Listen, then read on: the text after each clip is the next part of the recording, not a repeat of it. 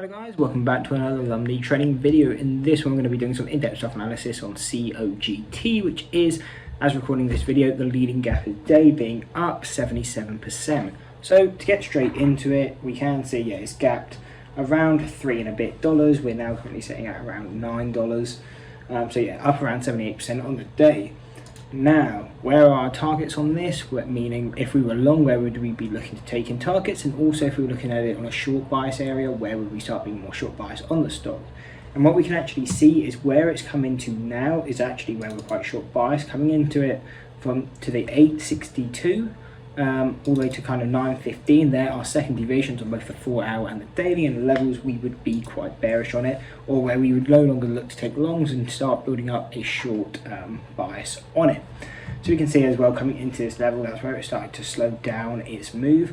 However, this doesn't mean that it won't go any higher. This is where we would look more short bias on it, but if it can break this level, so if it can break this 915, come back, retest and hold that level, then we'd be looking to that next standard deviation channel. And where would that be?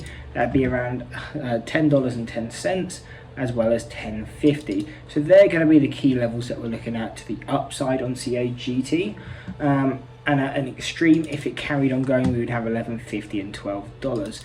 Now with all of these, you can see as well, like the $10.50, they're going to be our strong levels, because not only is it a standard deviation channel, but it's also a psychological level.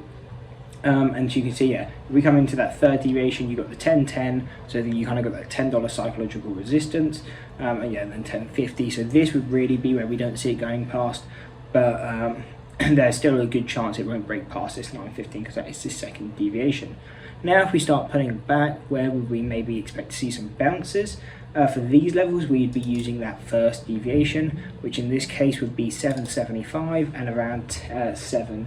And again, we can go and check these levels intraday, see have they done any significance so far. And you can see kind of, again, hesitation here. It's where it pulled back for a bit, but overall did kind of break out of this level and go to that next deviation.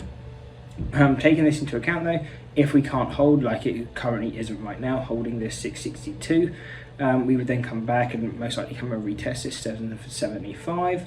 And until we kind of break and close, or break and hold below this level, we could still be quite bullish on this stock, because it is a momentum stock at the end of the day. Really the only time we would kind of give up on this stock is if it kind of breaks below this 715 or 710 and holds below it. By that I mean break below, come back, retest it, and if it can't break through, then that's when we would kind of close this stock off and say it's kind of finished its momentum moves. Now where would we expect it to go to in an overall short bias view? So if we were looking to short for a very long term, where would we be looking? And that'd be around 560 to 640, and the reason for that is that statistical mean. So really, if I was shorting this stock now, I wouldn't look to hold any further than 640. However, that is obviously taking quite a long move as it is, so we would be taking a lot of risk to even hold to that level. But if I was shorting, I wouldn't look to hold past 640, because that is the closest of the two statistical means. Now the 560, that is the next statistical mean.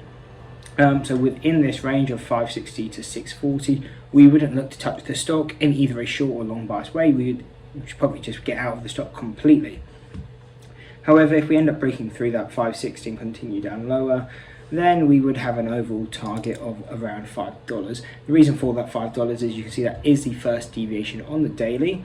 But it is also that gap fill level. So really, once the stock comes into this $5 level, we'd look to completely kind of not touch it anymore. You may be able to get that one last bounce play at that $5, but really the momentum's dead. It's gone back to where it is, and we just wouldn't really look to trade it anymore. So overall, those are the key levels that we're looking at on COGT. If that did help, don't forget to drop a like and subscribe. Hope to see you next one, and that's it. Peace. Maybe I'm crazy.